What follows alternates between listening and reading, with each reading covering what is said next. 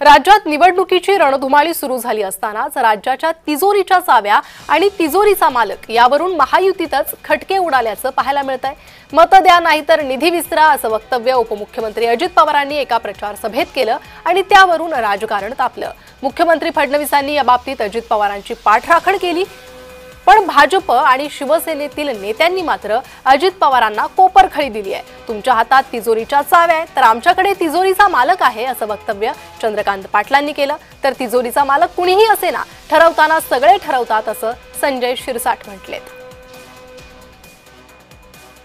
तुम्ही मला 18च्या 18 उमेदवार निवडून दिले ना, मी तुम्हाला सांगितलेलं सगळं द्यायला तयार आहे, पण तुम्ही तिथं काट मारली तर मी पण काट मारला।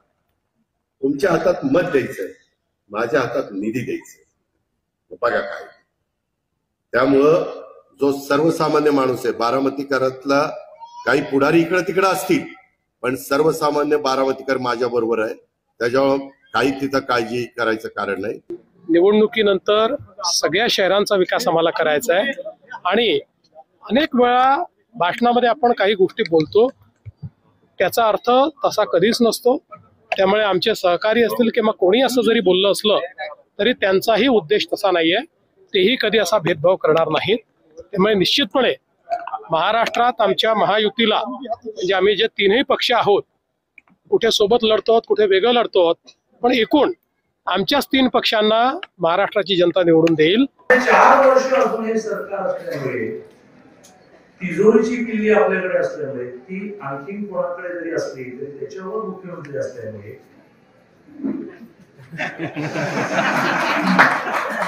कारण समोरचे उदाहरण म्हणणार तिजोरीची किल्ली आमच्या हातात आहे, पण तिजोरीचा मालक आमच्याकडे आहे।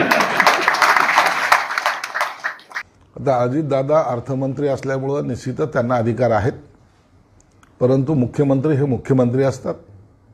मुख्यमंत्र्याला सर्वापेक्षा जास्त सर्व अधिकार हे त्यांच्याकडे असतात, हे निर्विवाद आहे, नाकारता येत नाही।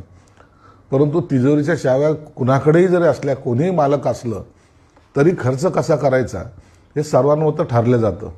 म्हणून चावी एकीकडे आहे, मालक एक आहेत आणि ठरवणाऱ्यामध्ये आम्ही एक सुद्धा आहोत। म्हणून ठरवताना सगळ्याला बरोबर घेऊनच हे गाडा चालवावा लागतो, एवढं मात्र निश्चित आहे।